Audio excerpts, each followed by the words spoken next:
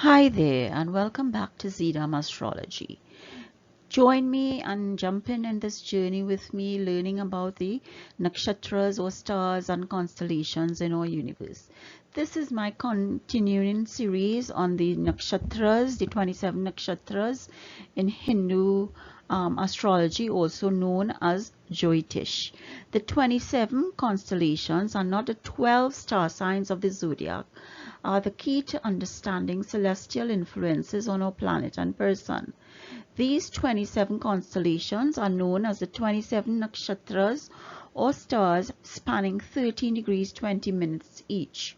They are further divided into 4 padas of 3 degrees 20 minutes. If we look at the sky in a 2D version, this is what we will see. We will see the Rashi or the zodiac sign starting with Aries all around and ending with Pisces, and this gives us 360 degrees. So the entire zodiac is 360 degrees with 12 zodiac signs, Aries to Pisces. In Western astrology, the astrology is based on the sun, but in Vedic astrology and Hinduism, it's based on the moon. And the 12 zodiac signs equates to 360 degrees, one zodiac sign or rasi equates to 30 degrees, one nakshatra equates to 13 degrees 20 minutes, and one pada equates to 3 degrees 20 minutes. And you will see that the nakshatras represent the abodes into which the fruits of our labor or karma is transferred and stored. The nakshatras dispense the fruits of karma, the highest of which is the fruit of our worship and meditation or spiritual labor of life. And those nakshatras, if you count it anti-clockwise, you will find 27 of them starting from Ashwini, moving on to Bharani. Then each nakshatra is divided into 4 padas each, and these sometimes cross because of the 9 padas that encapsulates a rasi, and the padas are starting from Ashwini, as I said, and it ends at Revati. So this is just a breakdown, a visual 2D breakdown, that you can read at your leisure in terms of how the division of the sky is divided into the signs, the rasi, the nakshatras, the stars, and the padas.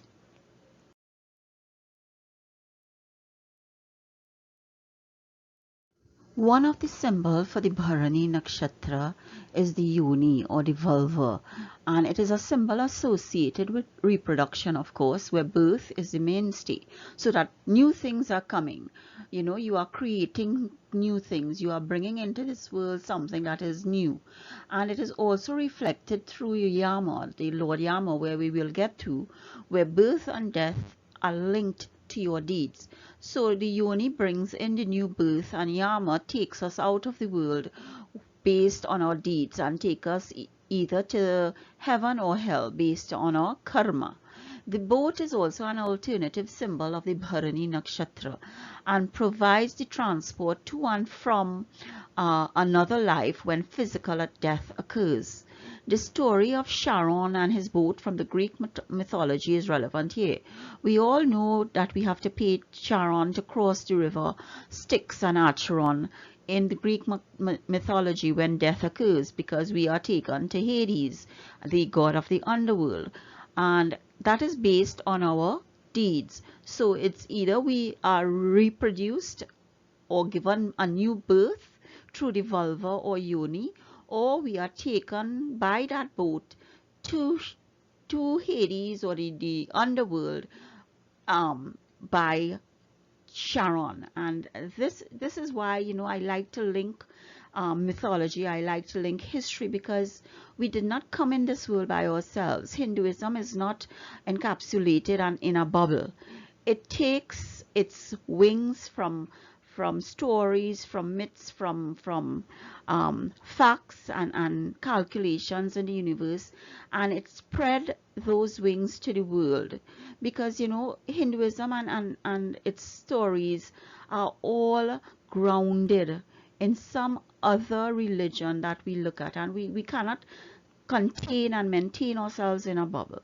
We have to travel, we have to interact, we have to socialize. So that rebirth brings us into the world to create our karma or utilize karma from the last life, and we utilize the alternative transport through Sharon and his boat based on our deeds. And the Bharani nakshatra is the end through Lord Yama in this respect. And here we have Yama or Yamaraja, who is the Hindu deity of death, dharma, the south direction, and the underworld in Sanskrit. His name can be interpreted to mean twin in Hinduism. He is the son of the sun god Surya and Sanjana, and who was the daughter of Vishvakarma. According to the Vedas, Yama is said to have been the first mortal who died. So by virtue of precedent, he became the ruler of the departed, because he was the first person who went into that world after he departed. So therefore, he's also called the Lord of the Pitris. And after a particular period in time, in terms of what is happening, he was also called Yama as the messenger of God, and he judges men and people on earth. He is a deity who carries a mace in one hand and a noose in the other for catching his victims. Brahma, after creating the world, realized that a place for judgment and punishment for the wicked was wanting. He therefore requested Vishvakarma, the architect of the gods, to create one. And in this legendary place that he created for Yama, there is no fear of enemies or any affliction or disease of the mind or body. Each person is rewarded according to his deeds. To the virtuous and to the sinner, Yama appears in different forms, so he could either appear to you in the form of Lord Vishnu or to you in the form of a monster. And Lord Yama judges us fairly on our deeds, those that we utilize from ancestors and those that we created in our present Janam. The paras of the Bharani nakshatra starts with Leo and ends with Scorpio. So we have Sun, Mercury, Venus, and Mars to deal with as planets in each pada. And the third pada, Libra, which is ruled by Venus, is the Kama pada, and it's Pushkara. And this pada, Kama, relates to pleasure, which can be sensuous, artistic, musical, but it's also about intimacy, affection, fellowship, how we deal with others, and what brings a sense of delight in our lives. And let us look at a different view in terms of the padas and the chakras that are associated with these padas in Bharani nakshatra. And here we have where Bharani and its connection to the chakras. That each pada is linked to a chakra. And the nakshatra purpose, so that the purpose of Bharani is wealth, arthur, power, building, growing, resource collecting. The ruler is Venus, because Venus rules Bharani nakshatra. Venus rules the third pada also, which is Pushkara. The mantra resides in the Vishuddha or the Chot chakra, which is pada 2. And Aries is the Rasi associated with Mars, and the Manipura solar plexus chakra, which is the fourth pada, which gives us moksha, right? So that we can see dharma, artha, kama, moksha, and the chakras that is associated with dharma here is intuition, the third eye, so that you can perform your dharmic duties through your intuition, your residual psychic ability, that third eye. And surprisingly here Saturn is debilitated, so that you do not have to work hard. You don't have physical labor or the manual labor of the masses here, because Saturn is weak. So what are you going to use this Ajna chakra through? And remember, the dharma pada, we started off with Leo, which is sun, you know, and sun here represents your governance, your father figure, your guru. So that is where we're going to get our teachings from to perform our dharmic duties. That is where the Ajna chakra will give us the intuition, right? The Artha chakra is the Vishuddha chakra, the throat chakra, and that chakra, that pada too, was Mercury. And remember, Mercury is all about communication, networking, communities, anything that is technologically based, you know, that we communicate with. So because we use our throat or mouth, from which our throat is attached to speak, to have people understand, to communicate, to gain access to thoughts and strategies, so that the how do we collect our resources then in this Bharani nakshatra? Is it through our speech? It's not through our hard work, because Saturn is debilitated, you know, so he's weak, so he cannot push us for that discipline or that strict karmic judge that he is. So that through speech and connections is how we collect and build resources here, you know, and our pleasures come from our heart, that whom we like or whom we want to like. So that is where Venus comes in here, the heart chakra, and it's a pushkara pada, so that we have the blessings here, you know, our further blessings. So use our heart to make connections to our relationships. Use our heart to make connections to who we want to communicate with and who we should communicate with. And pada for the moksha pada is where we don't care for material things, but we have the Manipura chakra there, the solar plexus, and that is a Mars chakra, you know, energy, passion. So we could probably indicate that with our heart, you know, and have that passionate heart and have that energetic communication and intuition working for us. So we look at the padas of Bharani nakshatra and its connection to the chakras, and we make that alignment with the dharma, artha, kama, and moksha, purushartha energies that we have as the goals in our lives in this world. And you know, this is just another view, this is just another way of analyzing Vedic astrology through the nakshatras and the rasis and the padas, to read your chart and to give you an insight on your potential and what you can or cannot do, or what you may or may be in for in the future, in the past, and in the present. So let us learn through Vedic astrology and take that journey over the sea of life. It is endless. And we come once again to the zodiac characteristics that are aligned with the Bharani nakshatra, and it is Aries we're dealing with, because the entire nakshatra Bharani, the four padas of Bharani, resides or posited in Aries. And if you look at my video on the Kritika nakshatra deity, you would find a lot more on Aries. And you know, this is just a little synopsis on Aries. It's a sign that is creative, new beginnings. It's impetuous, it's fearless, it's bold, but it can also be childlike, naive, and innocent.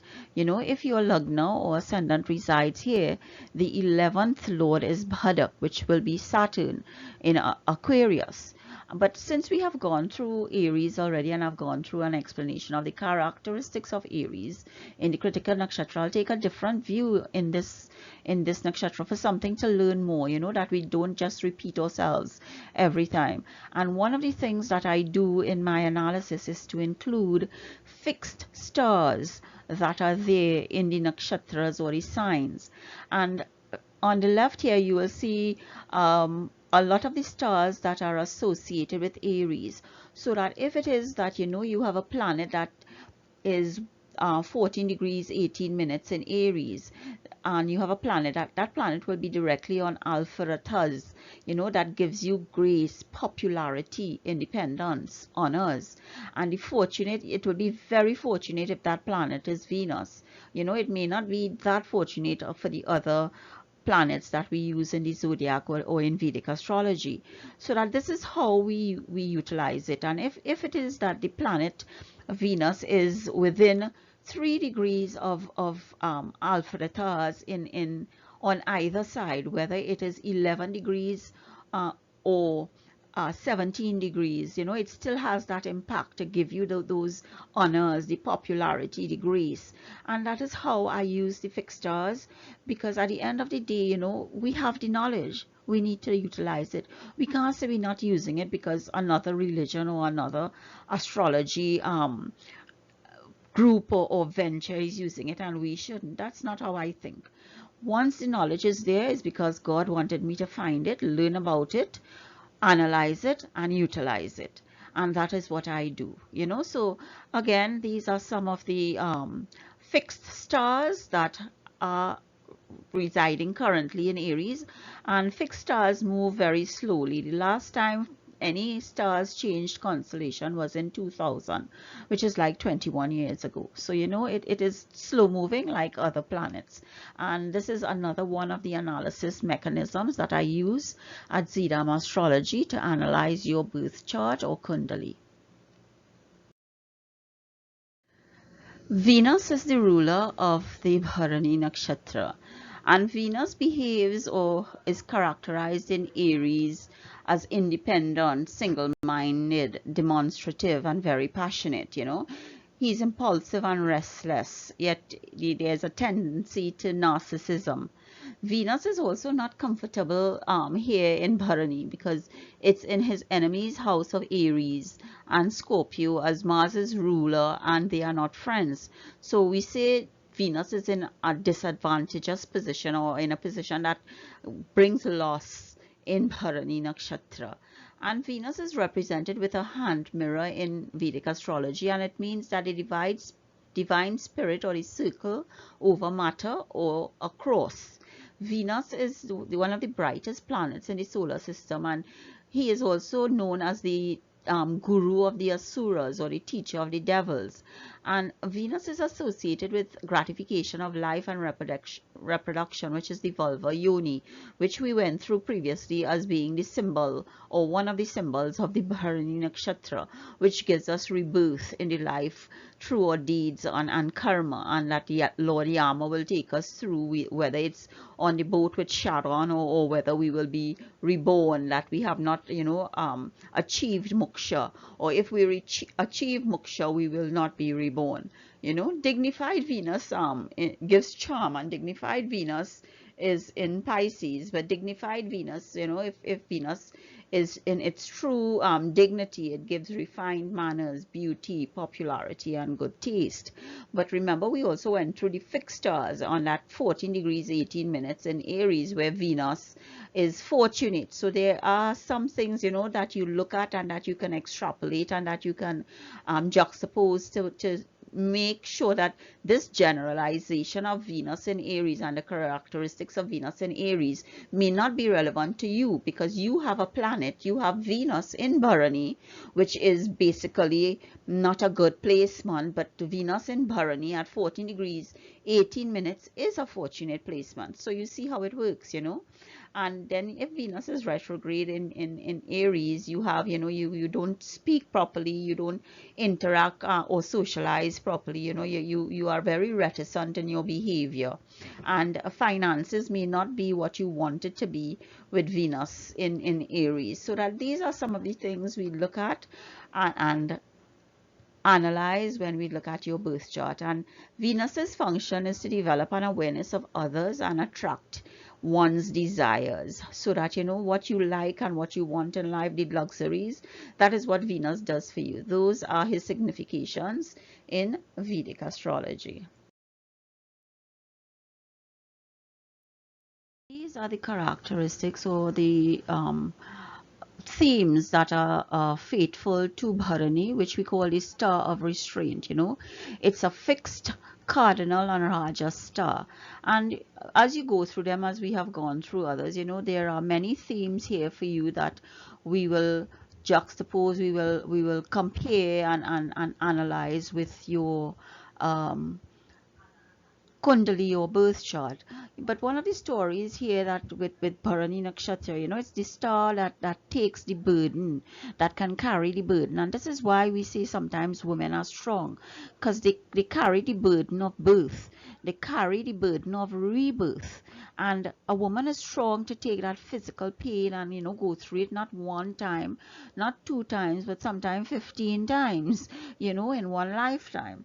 And that is why, you know, you carry the burden, and that is one of the stories of the Bharani nakshatra, the strength of it, that you have the strength to carry the burdens of the world on your shoulders and in you itself through rebirth. And Venus here is, you know, is amplified by that story, by that mythology. And women here are gainsaid through the vulva or the yoni, and through the Trimurti energy of Lord Vishnu to maintain that strength. And that strength will give you the riches. And this is why, you know, in Hindu astrology or in Hinduism, children are your wealth. Not what you have in the bank, or you know, your assets, your capital assets, but children are considered your wealth. And this is where we come from in terms of Bharani nakshatra, the star of restraint, where the deity is Lord Yama, the planet is Venus, and the symbol is the vulva or yoni. The Vishnu avatar that I've associated with Bharani nakshatra through Venus is Purushudama. And Purushudama basically means Rama with an axe. And Purushudama is the sixth incarnation of Vishnu in Hinduism. You know, he is believed to be one of the Chiranjivas, one of the long-lived ones or immortal ones. And they say in Hindu mythology that he will reappear at the end of the Kali Yuga to be the guru of Vishnu's 10th incarnation of Kalki. Kalki, who will come on a white horse to bring back balance to the world, because in this Kali Yuga time, anything bad that could happen will happen, and people are all about greediness and indulgence and selfishness rather than moksha. And one of the stories with Purushudama is that with his power and his blessings, he got rid of the Kshatriyas class, with who had weapons and powers, and who had begun to abuse that powers and to take what belonged to others by force, and you know, tyrannize people and demonize people. He corrected the cosmic equilibrium by destroying the warrior class at least 21 times, you know. And he is married to Dharani, an incarnation of goddess Lakshmi, the wife of Vishnu, right? And Purushurama legends are notable for their discussions on violence and the cycles of retaliations, you know, and the appropriateness of krodha, which is anger and repentance. So that at the end of the day, we will see Purushurama coming to help Vishnu through his teachings, to be the guru and the teacher of Vishnu as his Kalki incarnation, to bring back balance to the world. And we will look forward to that. Again, this video is based on the blessings of Bhagwan, giving me knowledge, allowing me to share that knowledge with the resources that I have, and to bring to you some sort of insight into Vedic astrology and how we can journey with Vedic astrology over the sea of life to give us our potential and to give us new pathways and new beginnings. I thank you once again for joining me. I ask that you share, sign up, subscribe, so that we can learn and grow together. See you next time, and I hope that you enjoy this time until I see you again. Bye.